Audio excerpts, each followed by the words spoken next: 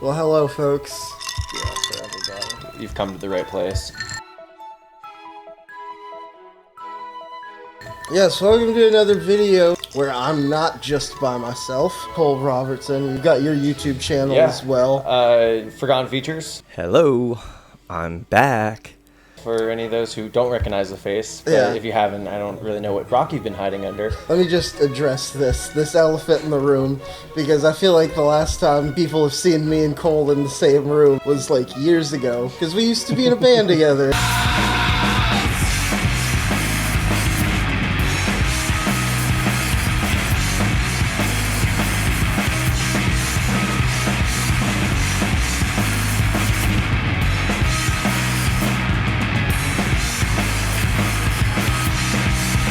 So yeah, this is the closest you're gonna get to a Holders reunion. Today we have a disagreement. It's Baby Driver. You know why they call him Baby, right? Still waiting on his first words. What?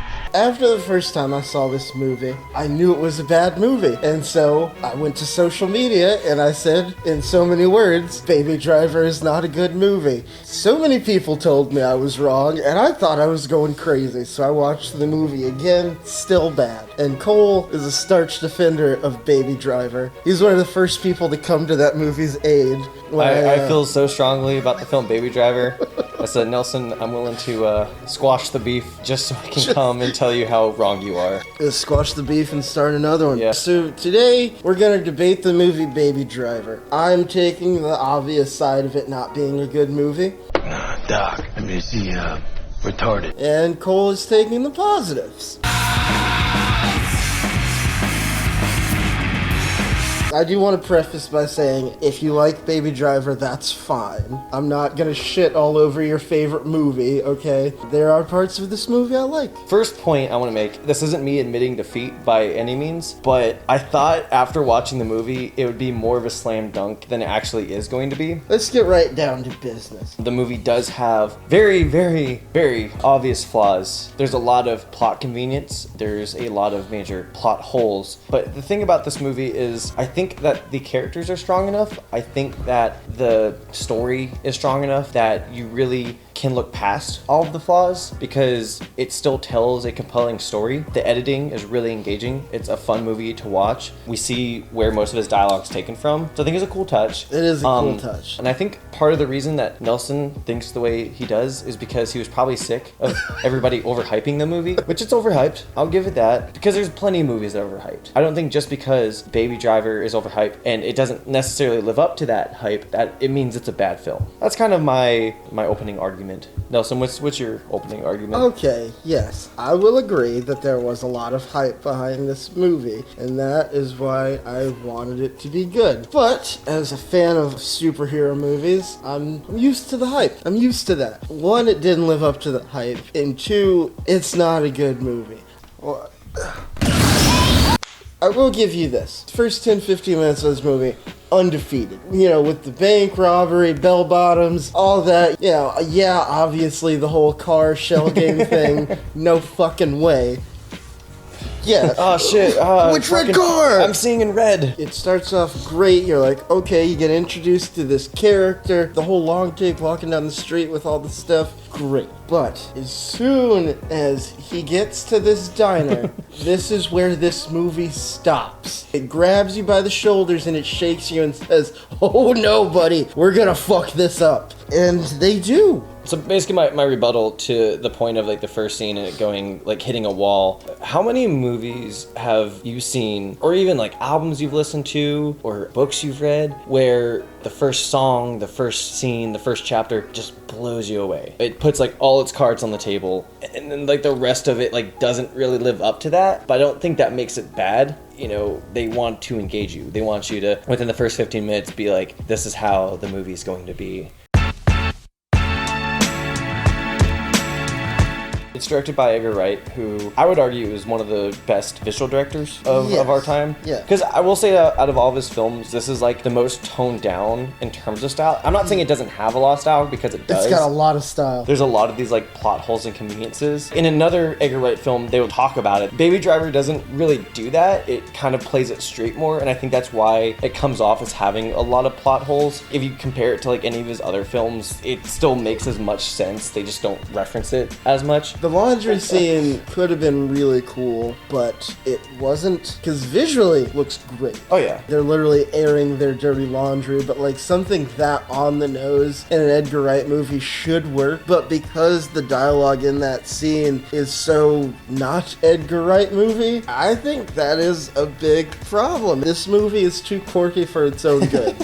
With the whole analog samplers and drum machines, all the tapes. Oh, the analog media. I just want to feel it all with my fingers. Yes, we've had our John Cusacks from High Fidelities. We've had our Joseph Gordon-Levitt's from 500 Days of Summer.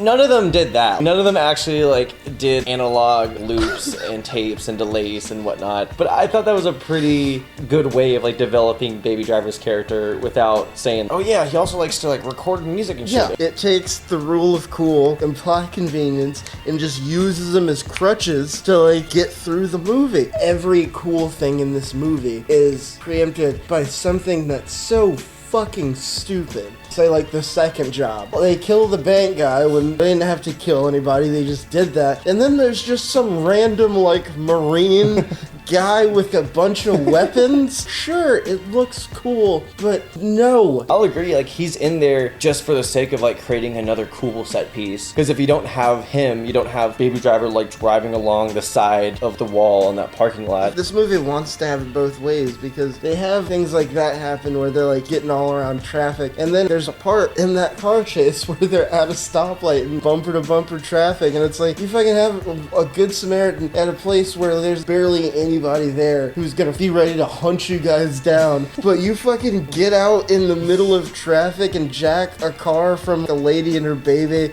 and nobody does anything. And so you want to tell me that there's just one guy in all of Atlanta with his guns just ready to fucking pop off. Again, no, I'm not. Especially in traffic. You've been in Atlanta traffic. Yeah, I feel really bad that you watch that scene and all you're thinking of is like, ugh, why good person in this part, but no good person in this part? Yeah. Like, I think you should watch a movie with that critical lens if the movie doesn't do a good job captivating you. Like, again, I'm not gonna say that makes a lot of sense. Maybe this dude was waiting for somebody to start shit. Maybe he was like a kind of Travis Bickle type, a taxi driver. It doesn't make sense. I will admit it doesn't make sense. But I don't feel like the movie has to explain why the guy conveniently is here for this part. Sure, like it's very convenient.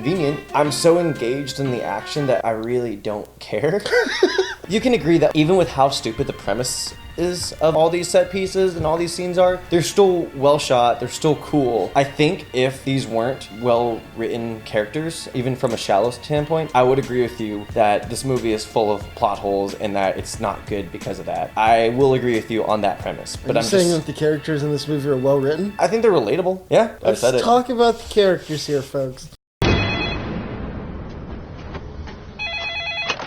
Bo's Diner, what do you have? I think Cole was so infatuated with Lily James that he didn't realize how unfleshed out her character was, to the point where the only place we see her when she's not with baby is in the fucking diner.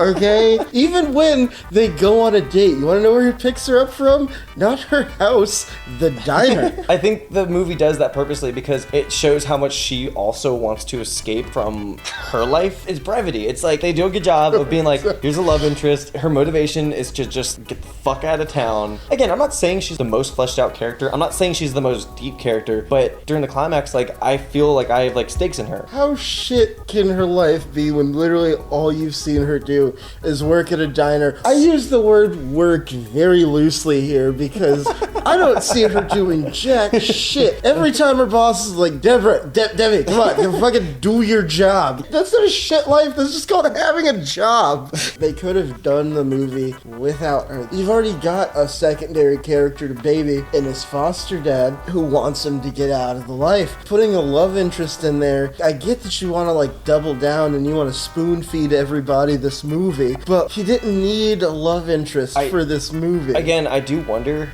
if they wrote like this movie without the love interest, because it does seem like there was like some scenes that were probably shot or written but like weren't in the actual film, but they just like didn't do it because they had to replace it with like this like love story. I totally see that. I could see that happening, but that's more like a studio meddling thing. As the movie goes on, you can tell that Baby doesn't want to be a part of this crew. Once he is out, not once he's out, once they're straight, he gets rid of the car and he gets rid of his burner, but Kevin Spacey still finds him. He gets pulled right back into the life. You don't need the love story for him to want to get out. He's the main character, okay? When you have your protagonist, when you have your main character, we're already going to care about them. We don't need to add a foster dad and then a love interest on top of that for them to be like, maybe I should get out of there. They have agency. They're the main character. Nothing against Lily James here. I think she is a great actor. I don't know her personally, so like, nothing against her, but I think her plot in this movie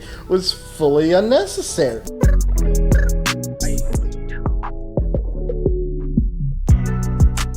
you want to talk about the Oedipus complex theory? Yeah, okay, so here we go with this whole Oedipus complex. So he goes to this diner, and this is the diner that his mom used to work at. I think maybe his mom used to work here. And his mom used to also be a singer. And so this waitress that we cunningly get introduced to before we even know it. When he's getting coffee, he turns around and he sees her walk by in the window of the coffee shop. He's like, oh man, that girl looks like my mom. So she walks into this diner his mom used to work at, singing. Shut the fuck up! Oh, you walked into a diner singing my name? Are you the love of my life? Weirdly, he's ordering off the kids' menu. Why is that happening? I think it's like supposed to resemble how he's like trying to like hold on like to this memory of his mom. By fucking it? Yes, but I will admit, my crush on Lily James aside, and if you happen to be watching this, Lily James, I am taken, but the dialogue is super cheesy, but I think it's kind of supposed to be cheesy. I think the characters know that they're kind of like sweet talking each other. It's supposed to be like music he's listening to. It's supposed to be very escapist and kind of feel like a fantasy. The same way the movie puts all its cards on the table in the first scene, they're trying to put all their cards on the first table. She's like, oh, I'm trying to get out of this place. And he's like, oh, same. The whole love interest and side plot is very underdeveloped, and they could have done without it. They sacrificed the quality by turning it into a love story.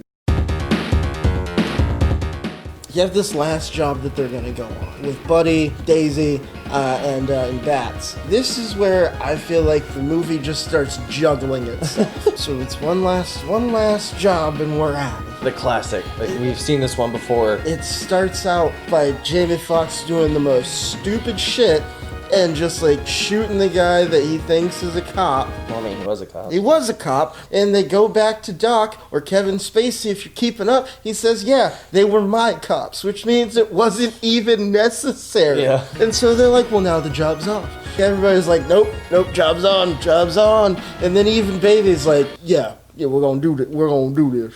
He wants to do it, and then he's still like, oh, but I want to get out of here with my girlfriend. Because then he tries to sneak off, and he gets caught. They find his tape recordings because he's been recording everything. Probably didn't realize how loud he was, like sneaking out since he had the tinnitus. They find his tape recorder, but we as viewers know he's been recording everything, and they're going to freak out about it. But he tells them the truth. It's for his little adorkable fucking analog music setup thing.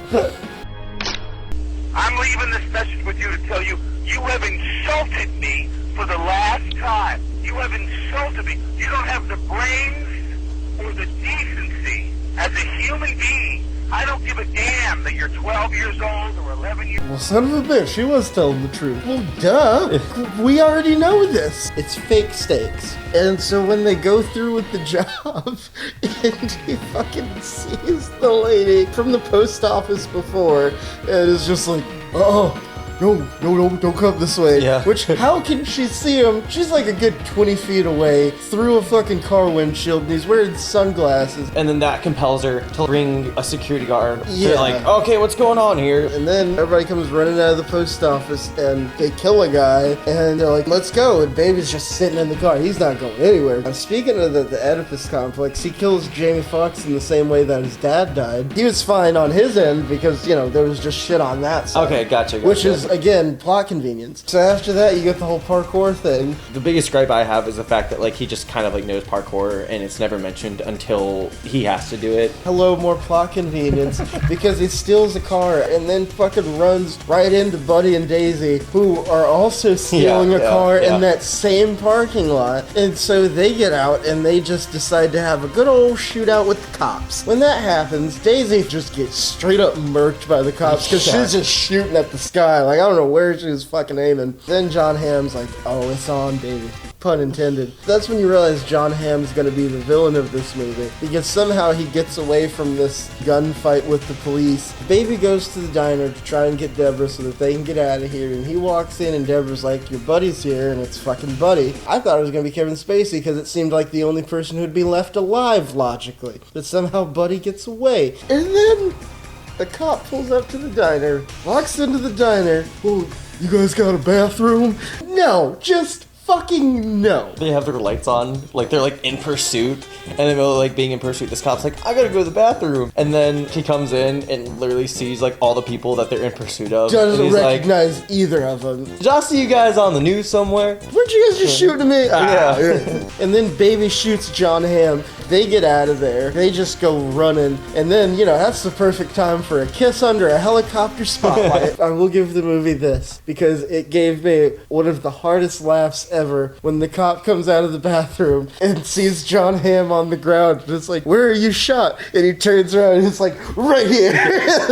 And so Baby runs to Kevin Spacey. And Kevin Spacey is like, why would I help you? He's like, we're a team. He's like, stop quoting Monsters, Inc. at me. Another good line. Hilarious. That was a good line. Yes. So he goes from this guy who's just like, I killed you and your friends and everybody you love, to being like, oh, you got a girlfriend now? Guess I'll help you.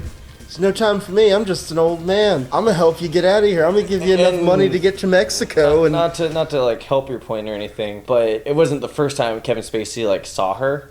Exactly. And so Kevin Spacey is trying to help him get out, and he gets killed by John Hamm. And then you get the most egregious part of this movie, where Baby fucking hops a car. Hopping over a fucking car as moving towards him. Rest in peace, Kobe Bryant, but like, even Kobe Bryant can do that shit. Yeah, John Hamm just won't die. He just keeps coming back to life. You shoot him? No, he's not dead. You push his car off a fucking parking deck? No, he's not dead. And then he says, I'm gonna take something you love from you. Instead of shooting Deborah, he shoots next to both the Baby's ears, so he goes deaf. And you think, oh, now he's gonna shoot Deborah, but no, he's just holding the gun in front of Baby and fucking monologuing. Like, it doesn't even look like he's gonna shoot Deborah. No, this movie is dumb. This movie is for dumb people. And so Deborah comes out swinging a crowbar, and he's like, oh, what the fuck are you doing? He's about to fucking get his girl, so he shoots him in the knee, and he falls off, and there's an explosion, so you know he's dead. I do want to give this movie props because he doesn't get away. They're driving, and the cops are like, where are you going? Yeah. They take him to jail, and the sentence he got was unrealistic. But I think the reason they did that is because they had all the testimony from the post office worker to the woman whose car he jacked. I don't know if that like really works in real life. It doesn't. It probably doesn't. Maybe it does because like he's white. Then you get the point of the movie that has the most black people in it, which is the jail scene. And he gets out of jail, and this movie gives you the biggest fuck you, because here's the girl that's been waiting 5 years for him to get out of prison with a badass car. Okay, my theory is that's a dream sequence. Yeah, that's what I'm saying. That's probably a dream sequence, because there's no way. Yeah, because I think it's because he's getting all those letters, and so he's just like fantasizing about like when he finally gets out. Honestly, I will give this movie props for representing Atlanta pretty well, because there are a lot of movies that will be shot in Atlanta, but they'll never be mentioned that it's in Atlanta, and it's always nice to have that representation. It's written into this movie that, you know, it takes place in Atlanta. The evangelical Christian guy on the street, Yeah. that's very Atlanta. From being around there, you can recognize a lot of the shit in that movie. Yeah, they do it service. Yeah. They make it look a lot cooler than it actually is. I guess my final verdict on this movie is that I will say it's a bad movie with good things in it. My final verdict is it's a good movie with bad things in it.